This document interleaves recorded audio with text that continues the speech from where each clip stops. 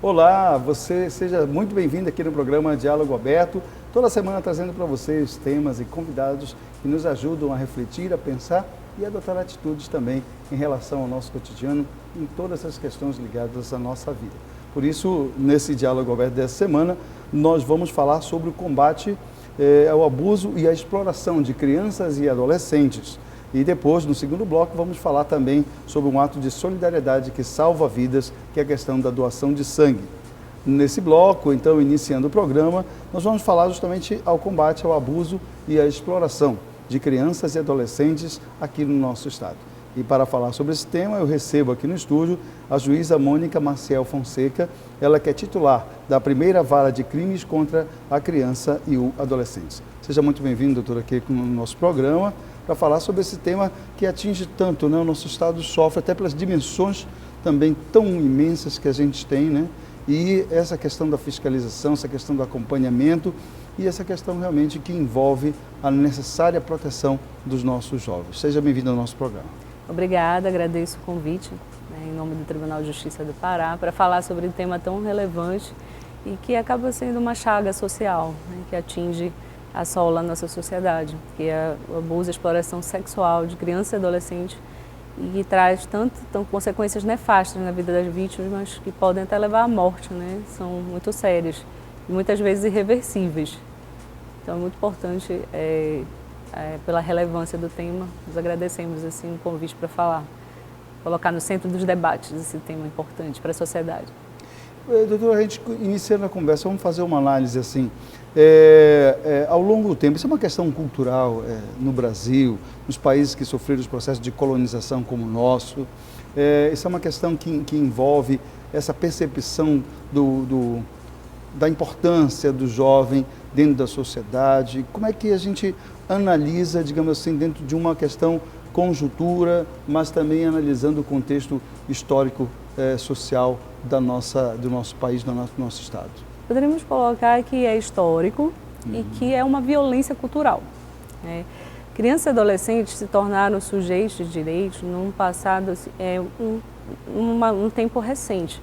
Nós vamos considerar aí da Constituição Federal de 88 para cá, que inclusive antecedeu a Convenção Internacional dos Direitos da Criança, que é de 90, e a nossa Constituição trouxe a responsabilidade solidária da família, da sociedade e do Estado na proteção de crianças e adolescentes, e crianças e adolescentes como sujeitos de direitos, com o princípio da proteção integral. Até então, crianças e adolescentes eram como se fossem objetos, os adultos poderiam fazer o que bem entendesse, e não tinha realmente esse olhar mais atento do Estado. E com a Constituição de 88 e o Estatuto da Criança e do Adolescente 90, que já completou 30 anos, trazendo a proteção integral, o melhor interesse de criança e adolescente como protagonistas de sua história, isso foi muito positivo. Inclusive o ECA é considerado um dos diplomas mais ricos, né, do mundo em termos legislativos nessa proteção, embora, claro, ainda dependa de implementação de políticas públicas assim, mais efetivas para levar a proteção. Certo. Só a lei não muda um contexto cultural, né? Precisa passar por todo um processo educacional, formativo, pedagógico mesmo, para que a própria sociedade que tem esse histórico todo possa modificar também a sua forma de percepção dessa realidade, que é o caso que a senhora está colocando. Ao longo desse tempo, aí desde 88, 90, depois a própria LDB, vem trazendo também uma mudança nessa percepção. Como é que a senhora vê esse avanço ao longo desse tempo? Nós conseguimos mudar enquanto sociedade?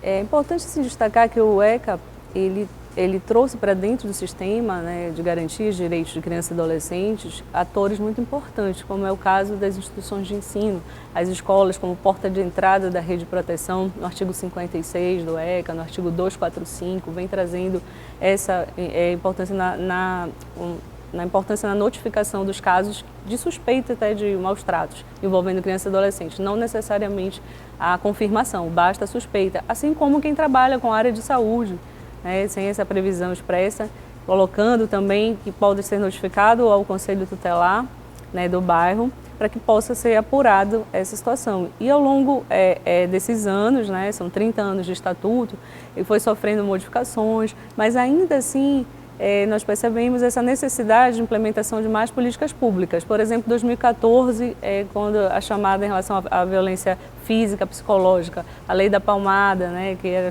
chamada também Lei Menino Bernardo, evitando o tratamento cruel, degradante, nessa educação de crianças e adolescentes sem uso de violência, ainda diariamente nós costumamos tomar conhecimento, ter notícias de casos de muitos meninos Bernardos ainda, né? Então é necessário toda essa percepção para ser repassada pela sociedade que crianças e adolescentes são sujeitos em desenvolvimento e que precisam da proteção, são vulneráveis. E o adulto, em relação a uma criança, ele já exerce naturalmente uma autoridade, seja pela questão da força física, que é muito superior à de uma criança, seja em relação a tudo que essa criança vai depender desse adulto, seja para se alimentar, para estudar, e para tudo mais. Então não há necessidade desse uso da violência física, né? Quando você usa de violência contra uma criança, acaba ensinando essa criança de que tudo será resolvido dessa forma, com a violência. E em crianças menores há o risco até de vir a questão da morte. E a violência sexual é uma outra questão muito séria, que traz consequências assim, avassaladoras na vida dessas vítimas. Então nós todos os dias ouvimos na vara, e a primeira vara de crimes contra crianças e adolescentes é privativa especializada em crimes sexuais, quais as consequências realmente na vida dessas vítimas, que vão desde o isolamento, a depressão, distúrbios alimentares, distúrbios do sono, né, baixo rendimento escolar, né, até tentativas de suicídio, automutilações, e isso são, muitas vezes, as meninas que são, o maior número, nós temos mais de 80% dessas vítimas são do gênero feminino, né, e também a maioria dos agressores são do gênero masculino. E um outro fator que também é mais agravante é que a maioria, mais de quase 90% dos casos de violência sexual ocorrem no ambiente intrafamiliar. São praticados por quem tem o dever legal de proteger as vítimas e viola seus direitos, né? Esse ranking liderado pelo padrasto, pelo pai biológico, seguido também de outro parente muito próximo, um avô, um tio, alguém também de confiança dessa vítima. E aí abre uma ferida afetiva, não é só a violência sexual que já traz todas essas consequências que nós mencionamos, mas também ela vai trazer uma traição, né, uma segunda violência, que é com quem essa criança estabelece uma relação de afeto, muitas vezes sem até compreender que está sendo vítima de um abuso sexual, né? Quando é criança de pouca idade, não compreende. E aí chega numa fase um pouco mais velha, vai entender que aquilo era errado, que era feito por alguém com quem ela tinha uma relação de afeto, de amor, seja o pai, seja o avô, ou até mesmo o padrasto que a criou. E isso vai trazer realmente doenças psicossomáticas, emocionais, muitas vezes irreversíveis, né? Como é que é essa percepção dentro do processo orientativo da Vara da Infância e Adolescência? Como é que trabalha isso aí para que as pessoas consigam ter essa leitura, né? Percebam esse cenário todo que a senhora está colocando, que é extremamente rico, mas ele em muitos universos, por exemplo, do interior do estado, ou pessoas realmente que não têm acesso a esse tipo de conhecimento, ela não consegue. Para ela é impossível ter essa leitura. Ele não consegue. A criança é um adulto em miniatura que tem que trabalhar já e tem que sofrer também as sanções ou mesmo estar nessa vulnerabilidade toda que acaba se colocando perante esses pseudo-educadores, né, que seriam os pais, o padrasto, às vezes os amigos, os parentes, os vizinhos, né? Como é que é o trabalho de orientação para que esse cenário ele seja possível de ser percebido?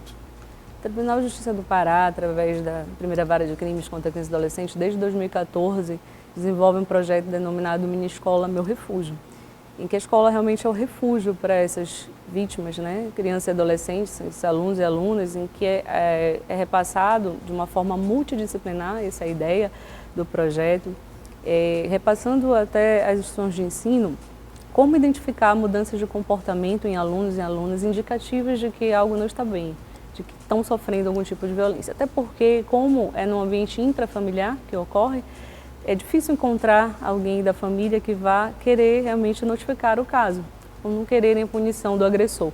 Então a escola vem como um ator principal dentro da rede de proteção, como realmente a porta de entrada para identificar esses sinais. Então nós apresentamos todo o material, temos até aqui, trouxemos a cartilha, né, da Escola Meu Refúgio, que essa cartilha ela vai trazer conhecimento não só da área jurídica, né, para poder identificar o que seria esse abuso sexual, essa violência, como também da área de psicologia, identificação das mudanças de comportamento indicativas de que essa aluna, esse aluno foi vítima de violência, e também na área de pedagogia, como trabalhar a prevenção na sala de aula, com crianças principalmente na primeira infância até 6 anos e das diversas faixas etárias, né, com links de vídeos, também do serviço social. O que fazer? Que a escola, qual é o papel da escola? Como é que a escola vai proceder quando ela identificar até uma suspeita, né, e já que tem a obrigatoriedade legal trazida pelo Estatuto da Criança e Adolescente, inclusive como uma infração administrativa, no caso de omissão.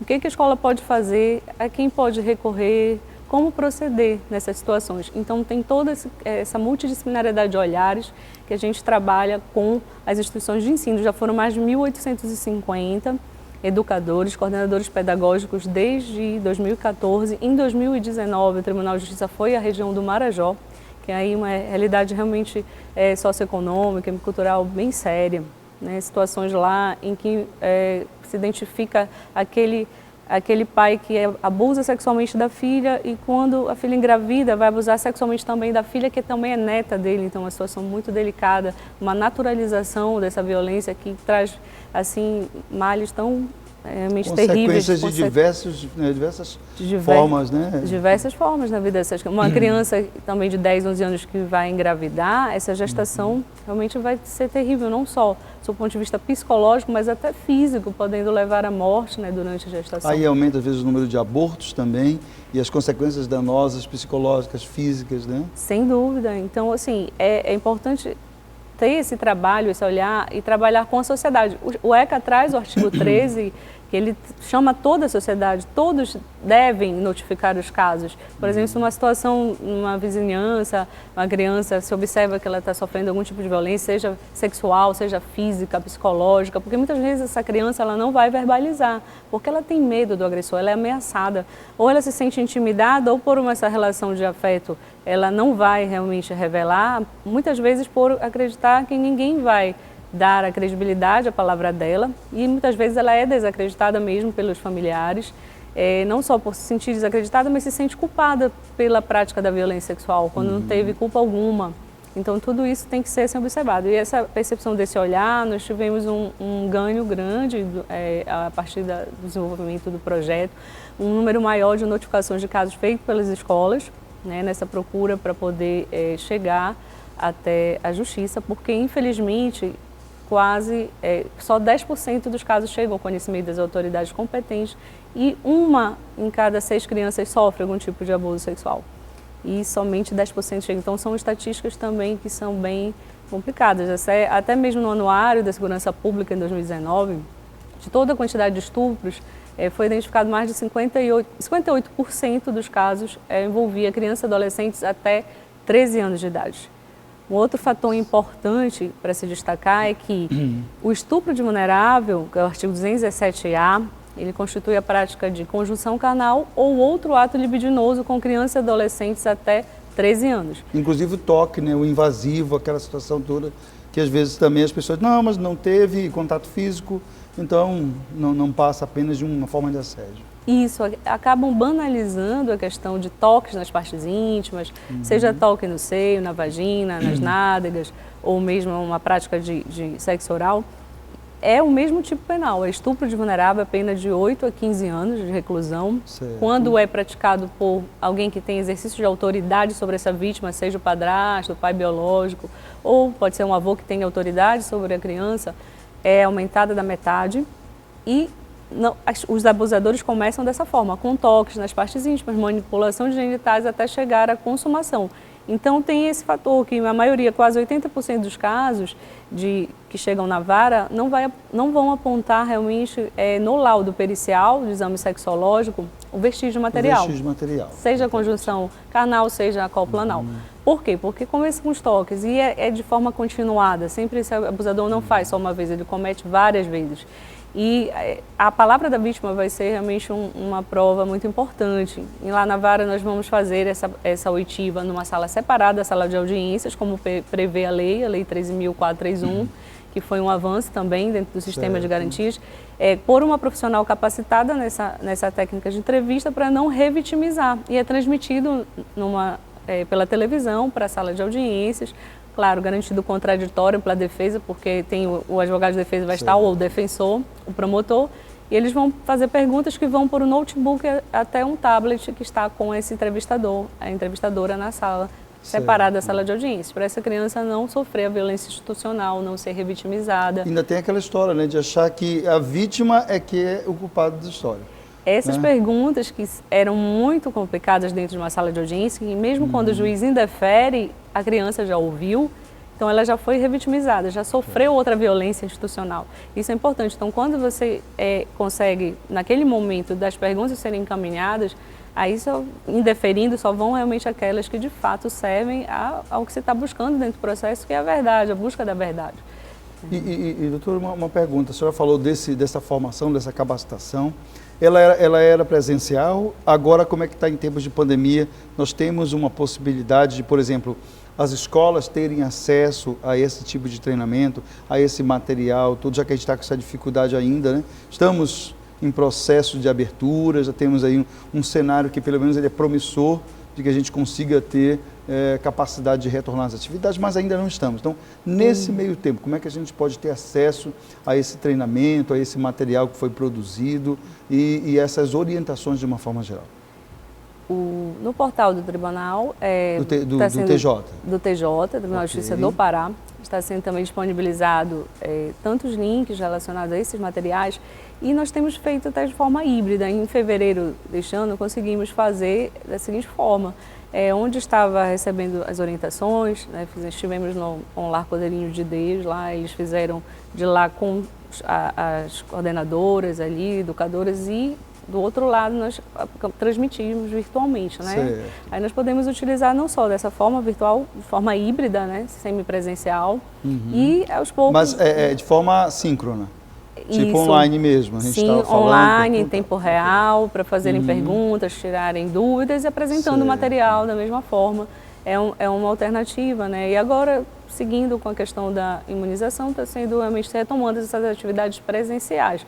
Claro, garantidas as regras sanitárias, obedecidas as regras sanitárias. Inclusive, o Tribunal de Justiça já está com parceria com o TERPAS, do Governo do Estado, fazendo essa formação, tanto com a SEDUC, que será levada para coordenadores pedagógicos, gestores de usos e diretores, sendo levado também agora já com essa parceria nos 7 territórios de maior... E como é que estão esses indicadores de acompanhamento, esse monitoramento dos resultados?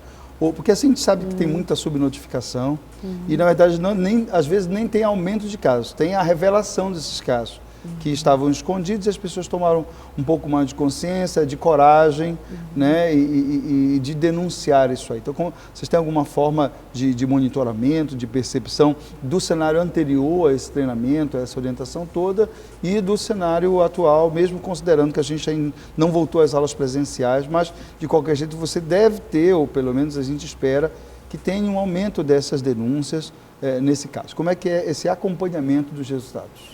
Especificamente na vara, nós observamos de 2019 para 2020 um aumento, né, em número de casos, tanto das cautelares de antecipação de prova para a oitiva dos depoimentos dessas vítimas, em que houve realmente a notificação à polícia.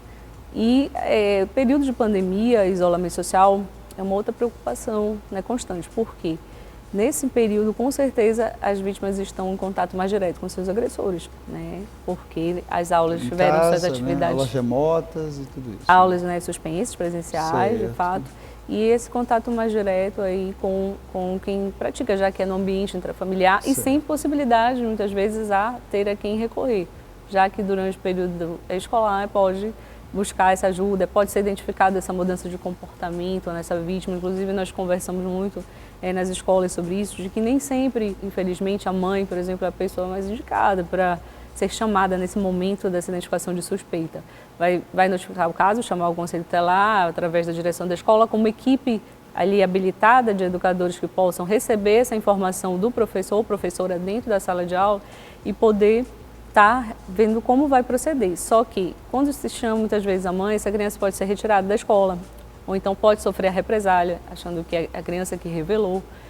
Então, às vezes, a gente sempre tem que buscar esse familiar de referência na vida dessa vítima, seja às vezes uma avó, uma tia, uma irmã mais velha, alguém que possa realmente dar, que vai dar esse suporte, né? O suporte necessário. Nós desenvolvemos também a revistinha em quadrinhos, né, que traz uma atividade, uma linguagem mais direta, mais lúdica, para ser trabalhada também com as crianças e com a própria sociedade, né? Tem um material voltado aos pais, pai e mãe também dentro da cartilha.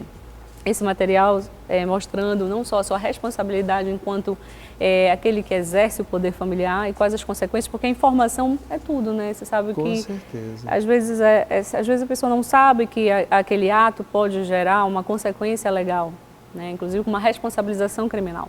Então a informação é muito importante. Saber como proteger seu filho, sua filha das formas de violência, também tem esse outro viés dentro do projeto Minha Escola, Meu Refúgio, trabalhando, as escolas marcam essa reunião com pais e é trabalhado com os pais.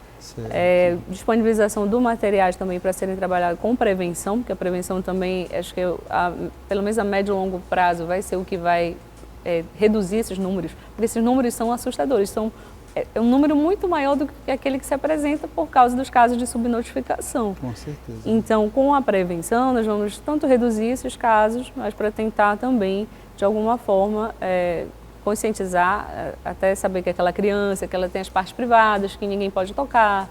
A gente tem um terceiro material que agora nós vamos até disponibilizar também, que é a cartilha voltada aos educadores, com uma linguagem lúdica para ser trabalhada com essas crianças na primeira infância. De como realmente segredos, o que são segredos bons, segredos maus, o que são toques bons, toques maus, para que possam saber que também tem partes privadas que ninguém deve tocar. Certo. E que podem buscar a ajuda de um adulto, né, nesse sentido, para evitar. Aí, doutora, a gente queria aproveitar, já na esteira já de terminar a nossa entrevista, embora tenha tanta coisa ainda a perguntar e a orientar, os canais de denúncia que a gente pode utilizar, né? Houve uma abertura nessa discussão, inclusive agora, recentemente, aí, pelo trabalho do governo federal, da ministra Damares, né, falando sobre essa questão, né, de denúncia, muita coisa, inclusive, que estava subnotificada, outras que foi tendo acesso ao longo, né, do tempo, desde o início do atual governo. Ela foi percebendo isso aí e realmente, inclusive, veio ao Marajó, né, tem viagem programada também para trazer essas informações. Então, esses são os canais, o 100, né, o Disque 100, que ele é de caráter federal, não é isso? Isso, é o Disque Nacional, Disque Denúncia, né? E o 181, que é o estadual. Que é o estadual, né? Isso, inclusive, é importante destacar que, por esse Disque Denúncia, não é preciso se identificar. Se houver a pessoa se sentir receio em relação a esse agressor, temer por sua integridade física, né, ou mesmo criança, adolescente, o Disque 100 Nacional, que foi realmente fortalecido pelo Ministério, né, da Cidadania, da Mulher, e levar até o Disque 181, que é o estadual, tem sido reforçado também esse apoio para poder essas situações. Inclusive tem... E tem, né, desculpe só lhe interromper, sim, o telefone também da primeira vara, né? Isso, da primeira vara de crimes contra a criança. 3205-2290. 3205-2290, se quiserem também marcar, como tem acontecido, né, de instituições de ensino que buscam também essa parceria para levar o projeto, levar essas orientações e capacitação, formação também podem... Isso vale, doutora, para todo o estado do Pará? Qualquer pessoa, município, por exemplo, vamos dizer um município aí do Marajó, que queira ter esse tipo de situação, denunciar ou requerer um material ou pedir uma orientação, pode também ligar? Pode ligar para buscar essa orientação e nós podemos mandar, inclusive, de alguma forma, seja por e-mail ou até disponibilizar, compartilhar de alguma forma virtual com eles todo o material para ser trabalhado. Podemos fazer também. Colocamos também a equipe multidisciplinar à disposição, a equipe técnica formada por psicólogas, por pedagogos de assistente social, para que possa também fazer esse canal direto com eles. É importante destacar também que recentemente, agora já em junho, veio a lei federal, né, trazendo dentro da lei, nas diretrizes de base da educação, a necessidade de colocar não só temas voltados à violência doméstica familiar contra a mulher, mas também contra a criança e adolescente, levando esses conhecimentos, né, sobre esse tema tão importante. A lei estadual também, neste mês foi agora em 10 de junho, né, publicado no dia 11, trazendo a necessidade dos condomínios denunciarem, né? Colocar inclusive de uma forma visível, precisa denunciar os casos de que tenham conhecimento, né? até sob pena de aplicação de multas, de situações assim, de violência doméstica familiar contra a mulher e também contra a criança e adolescente. Né, só para a gente, então, na esteira já de concluir, eu queria só pedir para a senhora rapidamente um resumo do que a gente pode considerar como violência, como exploração sexual de crianças e adolescentes. Só para tirar a dúvida e dizer isso não é. Então, a partir daqui, eu sei que isso caracteriza e que eu preciso denunciar. Em relação ao abuso sexual, violência sexual, não é somente propriamente a penetração, né, vaginal ou cópula anal. Também toques nas partes íntimas, toques na vagina, nádegas, manipulação genital, fazer a criança tocar também no órgão genital de quem está, né, praticando, do agressor. Isso também tudo caracteriza o chamado estupro de vulnerável se essa criança ou adolescente tiver até 13 anos. A partir de 14 anos até 17 anos, vai caracterizar estupro qualificado se houver violência real ou grave ameaça. Importante destacar que já é o artigo 213, parágrafo 1º, diferente do 217A, que aí o legislador entendeu o critério objetivo e idade. Se for até 13 anos, não importa se alegar, isso está inclusive na lei de forma expressa, não importa alegar se tem relação de namoro, de relacionamento amoroso com uma menina de 12, 13 anos, porque vai ser estupro de vulnerável. De qualquer jeito, mesmo que haja, digamos assim, um pseudo-consentimento, digamos assim. Né? Vai dizer que consentiu, mas para o legislador não tem capacidade para consentir. Correto. Né? Não importa alegar se essa adolescente já teve experiência sexual anterior. Certo. Isso também não irá retirar a responsabilidade criminal. Não atenua a condição, né? Não, é estupro de vulnerável, importante sempre destacar. Em relação à exploração sexual, que ela é mais abrangente, envolvendo a questão não só da relação sexual em troca de bens ou valores, mas também tráfico de pessoas e pornografia infanto-juvenil. Ou seja, colocar dentro da pornografia infanto-juvenil, o artigo 240 seguinte do ECA vai prever não só o fato de compartilhar materiais pornográficos, cenas com crianças sem roupa ou cenas pornográficas de sexo com crianças e adolescentes, não só compartilhar, mas armazenar. O armazenamento em si já tem previsão também no ECA. Então, se alguém receber uma imagem dessa, precisa notificar a autoridade competente e não armazenar também. Esse armazenamento, compartilhamento, retirar, fotografar, tudo isso. E também não só presencialmente, né, mas também se manipule e essa criança e adolescente do outro lado da tela, virtualmente, através de um computador, também vai caracterizar, né, o crime. Ok. Muito obrigado. A sua presença aqui, doutora, por todo o trabalho, por toda a orientação. Doutora Mônica Maciel Soares Fonseca, juíza titular da primeira vara de crimes contra a criança e adolescente. Muito obrigado pela sua presença. Obrigada, agradeço também mais uma vez o convite. Né, e louvando também a iniciativa de colocar no centro de debate esse tema relevante. Okay. E você que nos acompanha, muito obrigado também por acompanhar aqui o Diálogo Aberto, trazendo esse tema tão importante. Vamos a um rápido break e a gente retorna com mais um tema importante para você.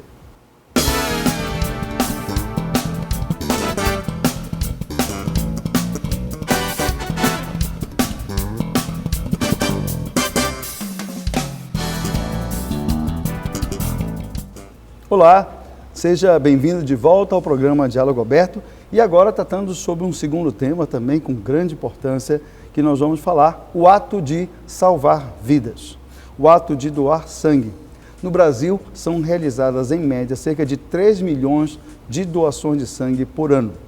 Na rede do Sistema Único de Saúde, em decorrência principalmente aí da pandemia, houve uma queda de aproximadamente 10%. E para falar sobre essa realidade da doação de sangue no nosso estado, eu recebo aqui no estúdio a Vanessa Pimentel, ela que é assistente social da Gerência de Captação de Doadores do Hemopa. Seja muito bem-vindo, Vanessa. Obrigada. Obrigado aqui pela sua presença para falar sobre essa questão tão importante que a cada vez mais a gente precisa, né, sensibilizar as pessoas e perceber que a questão da doação de sangue é não somente um ato de solidariedade, né, mas também é uma forma, inclusive, de você fazer exames, né, receber exames aí, que é justamente fruto dessa avaliação e de toda essa questão nossa, que quando é que a gente percebe, né, que um precisa do outro, há um nível de solidariedade importante que nós precisamos exercitar.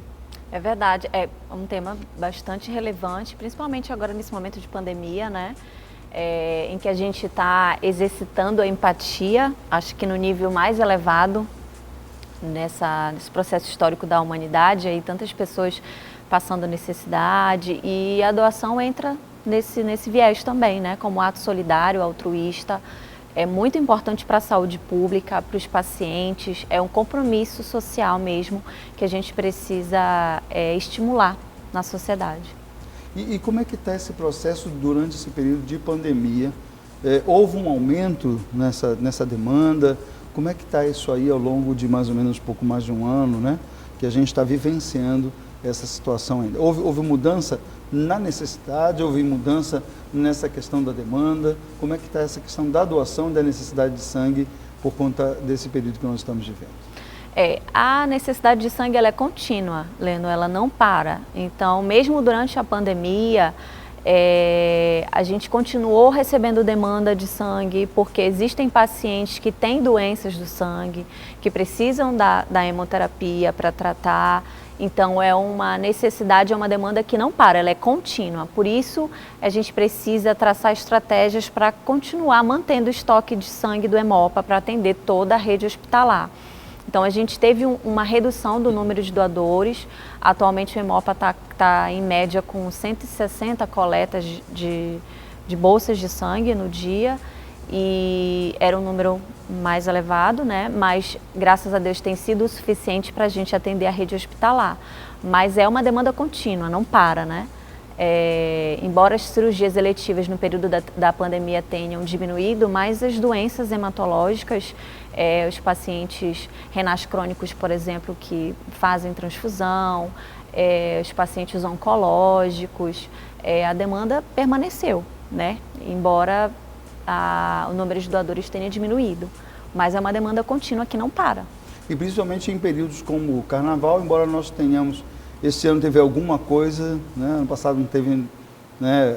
Aliás, ano passado nós tivemos ainda uma demanda, né, do Carnaval, esse ano foi um pouco mais reduzido, mas de qualquer jeito é um período também que as pessoas acabam tendo uma necessidade maior por conta justamente das atividades que acabam desenvolvendo, né? Tem julho também agora que nós estamos vivendo, com a questão do bandeiramento também, o que se espera é que também o número de pessoas maior vá às praias, a aproveitar esse período. Então, estamos vivendo um período também que precisa, né, muito desse aumento das doações para poder suprir essa demanda. Como é que está essa campanha do Hemopa no sentido desses momentos, conseguir fazer essa captação em maior número? O Hemopa, seguindo as diretrizes, né, internacionais até, das medidas de segurança, a gente tem, infelizmente, diminuído as nossas programações, que a gente levava um público grande para dentro do Hemopa com as nossas campanhas, né? Eram campanhas grandes, com bastante visibilidade, tinha uma excelente participação da comunidade do entorno e outras parcerias com instituições. Isso diminuiu um pouco para assegurar mesmo a segurança do doador que vai até o Hemopa. Hoje a gente está com uma programação que ela é um pouco mais restrita, né? Mais controlada com relação às questões sanitárias. Então, a gente não fez, por exemplo, grandes eventos como é o do junho, a gente tinha a festa junina, o carnaval, a mesma coisa. Então, era uma programação muito grande dentro do Hemopa. E esse ano de pandemia nos tolhiu dessas atividades e a gente teve que traçar novas estratégias para levar os doadores com segurança para dentro do Hemopa. Então, nesse mês, especificamente de junho, é o Junho Vermelho. Dia 14 foi o Dia Mundial do Doador Voluntário de Sangue, a gente fez uma programação, nós homenageamos alguns doadores, né, que são doadores de repetição, alguns doadores especiais de plaquetas, fenotipados. E a gente está procurando fazer parcerias com as instituições públicas, privadas, caravanas solidárias, para levar esses doadores para dentro do Hemopa. E, além disso, a gente está buscando descentralizar as coletas. A gente está trabalhando bastante nas campanhas externas, para que o Hemopa consiga chegar naqueles bairros que são mais distantes. E isso é um dificultador, às vezes, para o doador. Tem pessoas que querem doar, mas pela dificuldade, às vezes até financeira, de custear o transporte, não consegue ir até uma unidade do Hemopa. Sim. Então, essa descentralização a gente tem trabalhado bastante, um dos carros-chefes desse mês do Junho Vermelho. A gente está levando o Hemopa mais próximo, né, das comunidades, dos doadores. E especificamente por causa dessas condições, dessas orientações sanitárias, né, da pandemia. Quem quer doar, tem motivo para ficar preocupado ou há essa retaguarda toda, essa preocupação, essa orientação e essa observância em termos da doação de sangue? Como é que a gente pode falar para quem quer doar, mas está um pouco temeroso? Como é que está isso aí? Como é que estamos controlando essa situação? O que a gente pode dizer para ele? Que é para ficar muito tranquilo, que a gente está tomando todas as medidas necessárias, o distanciamento dentro do espaço físico do Hemopa, a oferta de álcool gel, as equipes todas trabalham com os paramentos necessários, com os EPIs necessários. Então, assim, a gente tem muito cuidado com o nosso doador, não apenas pela saúde dele também, mas pela qualidade até mesmo da bolsa de sangue. Então, assim, não se preocupem o que a gente diz, né, para o nosso doador, pode ir ao Hemopa com toda segurança, nós trabalhamos com responsabilidade para que ninguém fique amedrontado de repente, ser exposto a um risco desnecessário. A gente está tomando todas as medidas sanitárias. Quem já teve Covid, quem ainda não tomou a vacina, como é que está essa situação? Qual a orientação que vocês dão? Quem teve Covid, pode doar a partir de 30 dias da cura. Eu tive Covid, estou há 30 dias sem nenhum sintoma, eu posso me dirigir ao Hemopa para doar. Homens e mulheres, sem distinção? Homens e mulheres, sem distinção. Se eu tive contato com alguém que estava com Covid, eu preciso aguardar 14 dias desse contato, da data desse contato, para poder doar sangue. Manifesto? Exato. Né? Tranquilo, né? As vacinas, a Coronavac, da data que você tomou a Coronavac, você precisa aguardar 48 horas para poder fazer. Primeira ou segunda dose? Tanto faz. Tanto faz. Do dia que você tomou a vacina. Tomou quantos dias? 48 horas. Coronavac. 48 horas de Coronavac. A Pfizer e a AstraZeneca tem que aguardar 7 dias. 7 dias. Então, Coronavac é mais tempo, né? Não, 48 horas, Isso. Desculpa. Aí, Pfizer e AstraZeneca 7 dias. 7 que é um dias. tempo maior. Por conta das tecnologias que são feitas, as vacinas aí são períodos diferentes. E me diz uma coisa, teve aumento de demanda por conta da pandemia especificamente? De pedidos de sangue, sim, para tratamento? Covid, sim. Teve um período que nós fizemos, que houve aquela pesquisa com plasma, né? Sim, exatamente. Para poder tratar aqueles pacientes com um estado mais grave, e a gente teve uma demanda muito grande, e as pessoas iam até nós para se cadastrar, para serem doadores de plaquetas. E foi assim uma mobilização muito positiva, né? Certo. E a gente acabou também gerando mais doadores, isso, né? Isso. E assim, é importante as pessoas saberem que uma bolsa, né, de sangue, você vai lá, um doador, ele pode ajudar até outras 4 pessoas, porque a bolsa passa por fracionamento, então são separados os componentes, tem paciente que só precisa de um componente, então é importante que as pessoas saibam que ela está indo lá doar e ela está ajudando efetivamente 4 outras pessoas, 4 pacientes que precisam do sangue. E o sangue não é algo que... Existem outras terapias, a exemplo da hemodiálise, que você consegue substituir a função do rim através de um mecanismo, uma tecnologia, de uma máquina. O sangue não existe nada, não existe um medicamento que você possa substituir, né? A pessoa precisa do sangue e ela só vai conseguir fazer o tratamento se ela fizer a transfusão. Então, não existe uma medicação que substitua o sangue. Certo. Então, daí a necessidade da gente realmente estimular esse gesto solidário, fazer com que as pessoas entendam que isso é um compromisso social, né, de todos nós. Isso é importante para a saúde pública, é um gesto de solidariedade, de altruísmo, assim, fora de série. E vale também destacar que a pessoa não deve doar apenas para um parente quando está precisando, para um amigo, né? Mas esse gesto precisa ser repetido, né? Mesmo que seja pontual naquele momento, mas perceber não só as vantagens que ele tem, mas também essa capacidade de ajudar e quantas pessoas que você pode. Eu queria que você fizesse uma ponte em relação a isso aí e a esse intervalo que homens e mulheres precisam das doações e quantas podem fazer por ano. Seria interessante a gente abordar. Um dos desafios nossos lá da gerência de captação é tentar entre aspas, fidelizar esse doador. Porque como você falou, às vezes eu tenho um familiar que vai precisar fazer uma cirurgia, ou de repente sofreu um acidente, né, e vai precisar fazer transfusão. Eu mobilizo todos os meus familiares, a minha rede de apoio, para doar pontualmente, porque aquele meu parente está precisando. E aí eu faço a minha doação e nunca mais vou ao Hemopa, né? É importante a gente fazer com que essa doação se repita ao longo dos anos, que é o que a gente chama de doação de repetição. Então, o homem pode doar a cada 60 dias. Né? E a mulher pode doar a cada 90 dias. Então é importante que as pessoas entendam que a gente precisa, como é uma demanda contínua do estado inteiro, a gente precisa continuamente levar doadores para dentro do Hemopa para manter o estoque de sangue para a gente poder atender toda a demanda transfusional do estado. Então, é um desafio para a gente, né? Levar esse doador, aquele doador de primeira vez, a gente acolhe, a gente busca ao máximo dar o melhor atendimento possível para que ele entenda esse gesto dele, a importância desse gesto dele, e ele volte depois do prazo para doar novamente. E Vanessa, assim, eu vou doar para um parente meu, um amigo que pediu. E aí eu vou doar para ele, coloco lá o nome dele, como a gente tem a orientação.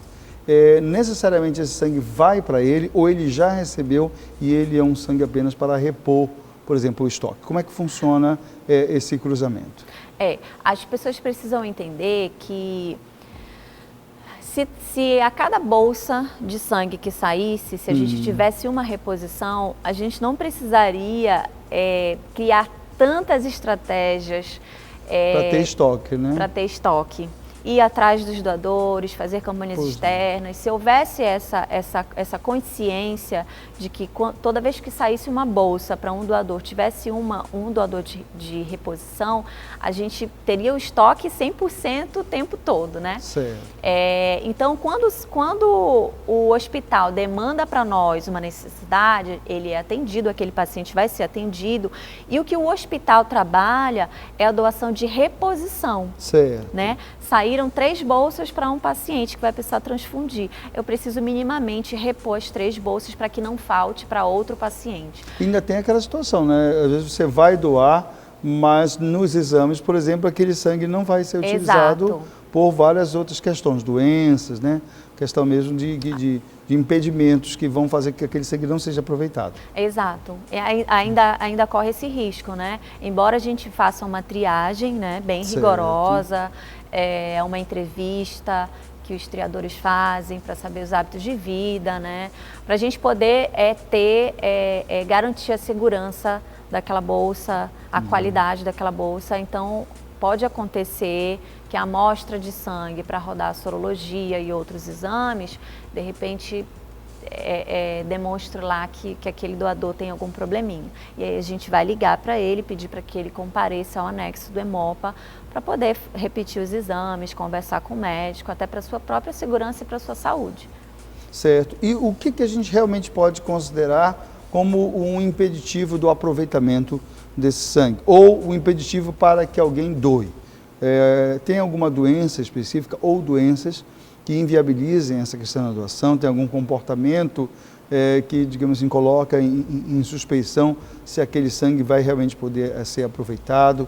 O que é mito e o que a gente realmente pode confiar como uma informação segura em relação a isso aí? Tá.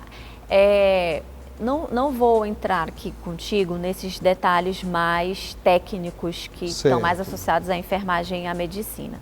Não é o ideal, até para que as pessoas não se sintam, às vezes, constrangidas de ir ao Hemopa, né? O mais importante, em primeiro lugar, é a pessoa ter a boa vontade.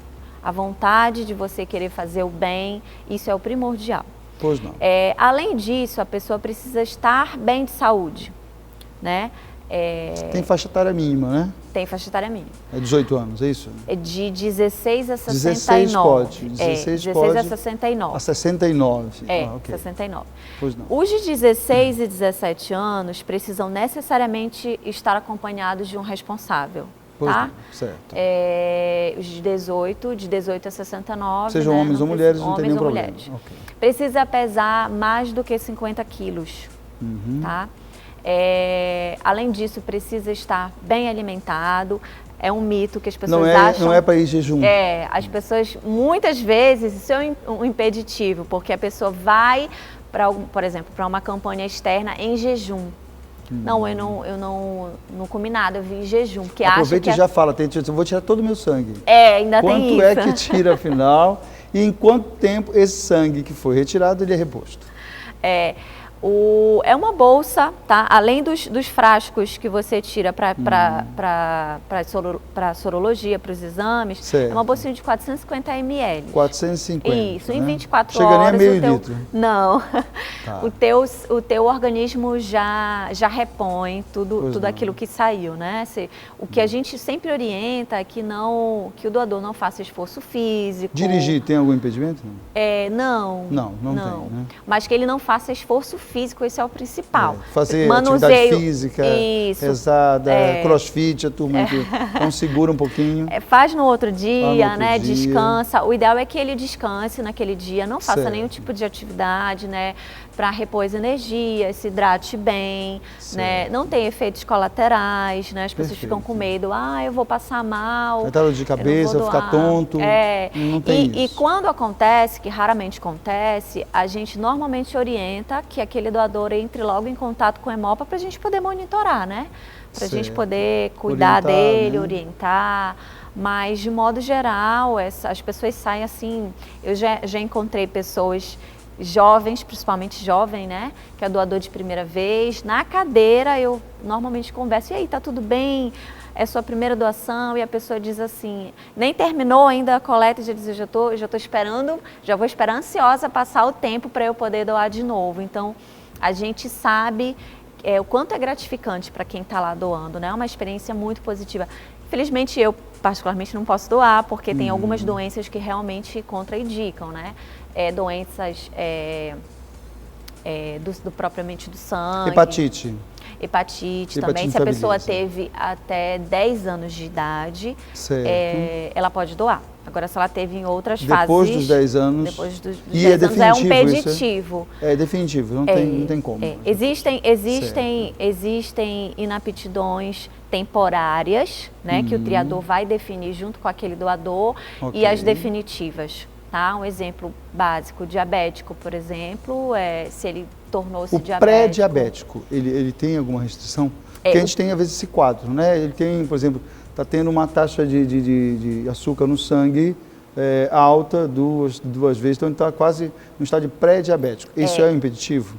Olha, ele precisa conversar com o triador, porque depende muito de situação para situação, né?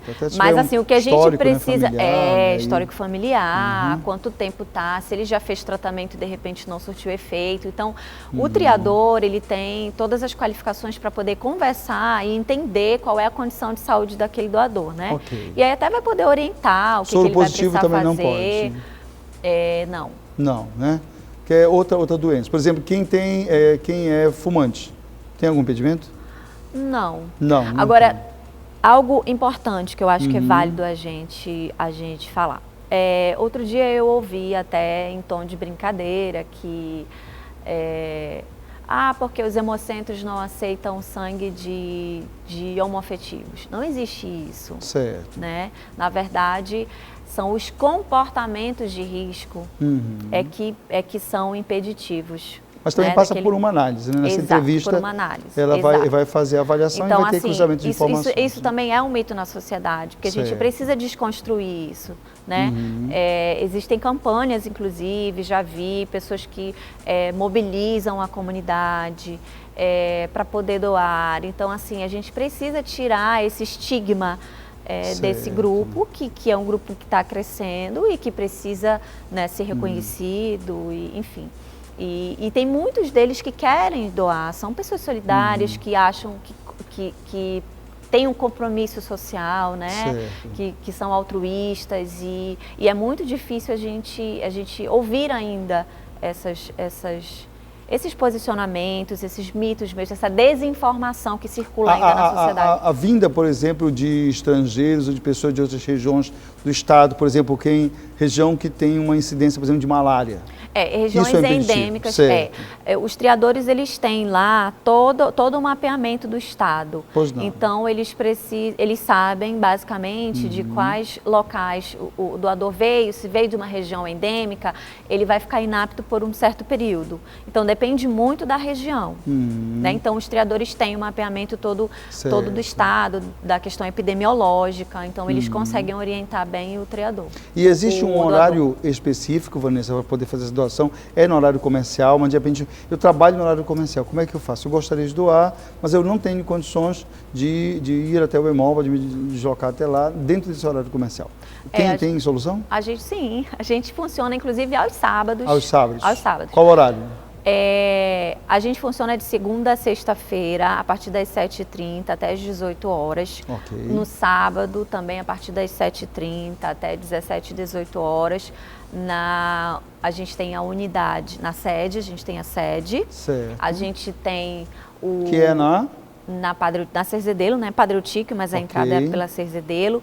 A gente tem a unidade do Castanheira, né? Que fica embaixo do pórtico. Também faz coleta lá. Faz. Também no horário do shopping, né? Também, não, no horário igual da sede. Igual da sede. Então, se quiser, 7h30, eu posso fazer a doação no shopping. Que shopping? São todos? No shopping Castanheira. Castanheira, ok. E no shopping Pátio Belém, a gente funciona de segunda a sexta-feira, dentro da estação Cidadania. Okay. Qualquer dúvida sobre horário, sobre dia de funcionamento, pode ligar para o nosso 0800. Tem aí o 0800, né? A gente vai colocar agora na tela. Que é o 0800 280 8118, pode ligar que a gente vai tirar todas as dúvidas. Existe, inclusive, a possibilidade de você agendar, né? Tinha muita gente no período de pandemia que não queria sair de casa, que não queria enfrentar muita demora, e aí ligava para lá para o Hemopa e a gente agendava o horário da doação. Tem possibilidade de coleta domiciliar? Não. Não Na tem, verdade, né? o que a gente ainda faz de forma assim, externa são as campanhas externas, né? Normalmente a gente divulga nas redes sociais, né? No próprio site do Hemopa, e através do 0800 o doador pode ligar e perguntar, olha, onde é que vai estar o Hemopa no bairro mais próximo do bairro tal, e a gente vai poder, tem lá o calendário das nossas campanhas externas, e aí a pessoa vai ter a informação para de repente ir lá, que é mais próximo da sua casa. E trazer orientações também. O importante sempre, Leno, é as pessoas levarem seu documento de identidade também, tá? Tem muita gente que não anda mais com a identidade, porque o celular facilitou muito, leva uma foto, não adianta. Agora por exemplo, aplicativos que tem, por exemplo, a carteira de habilitação, ela está no aplicativo e tem validade, né? Tem. Os aplicativos que têm o documento oficial, que tenham a foto e a assinatura, são válidos. Esse aí não tem problema, né? São válidos. Os do governo federal tem vários aí, né? Agora, não adianta levar a foto. Eu tenho aqui uma foto, eu tenho uma xerox, não serve. Né? Só documento oficial. Seja físico, seja pelo aplicativo. Isso. Dentro desse sentido. Uma pergunta também, Vanessa, para a gente também já ir encaminhando. Eu estou com um parente lá em Marabá e precisou de sangue. Eu estou aqui em Belém, não vou deslocar para lá. Eu tenho como fazer aqui para que ele receba lá, ou para que de alguma forma essa demanda seja suprida aqui por Belém. Eu reúno, eu preciso de 10 bolsas, né? Eu reúno 10 pessoas aqui em Belém, só está ele lá, minha família toda aqui. Eu posso doar aqui, essas pessoas podem doar aqui e ele receber lá, há essa possibilidade, ou necessariamente tem que ser no local onde a pessoa está precisando? Não, na verdade, assim, cada hemocentro é responsável pela distribuição, pelo abastecimento dos hospitais. Certo. Então, o hemocentro de Marabá certamente vai atender a solicitação daquele paciente no hospital onde ele está. Esse tipo de doação é o que a gente chama de doação de reposição. Normalmente, o doador, quando chega lá no Hemopa, ele diz, eu tenho um familiar, o fulano de tal, e ele está precisando de doação, eu vou doar para ele. Certo. É como aquilo que nós conversamos antes. Aquela bolsa especificamente não vai para aquele doador. Eu não vou doar. Ele vai repor. Ele vai repor aquilo que vai sair. Então, cada hemocentro é responsável por abastecer os seus hospitais, por distribuir e atender as demandas. Ele vai lá no Hemopa, vai informar que o paciente dele está no hospital tal e lá no nosso sistema, a gente tem o código de todos os hospitais que a gente atende. Então, vamos supor, ele está no hospital municipal, ele vai chegar lá para o atendente e vai dizer, olha, o meu paciente está no hospital municipal de Abaetetuba.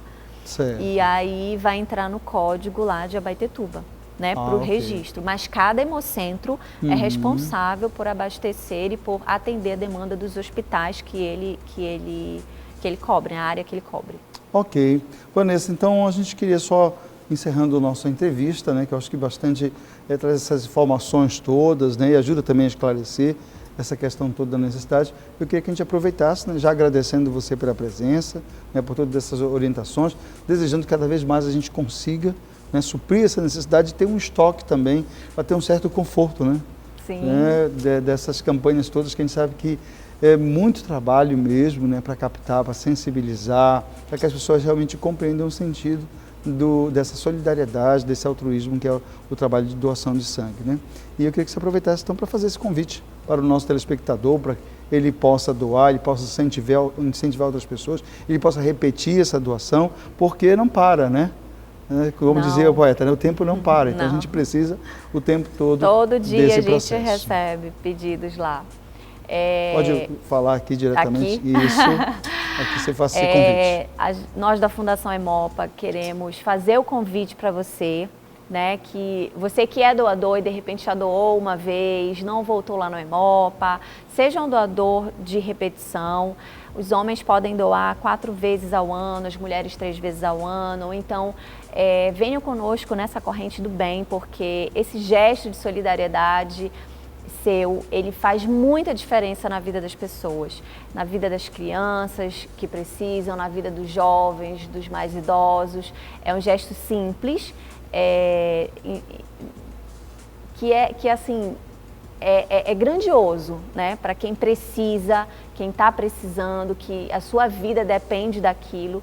Então, venha conosco. Se você tiver dúvida, pode entrar no site do Hemopa, pode ligar para o nosso 0800, a gente está à disposição para tirar todas as dúvidas.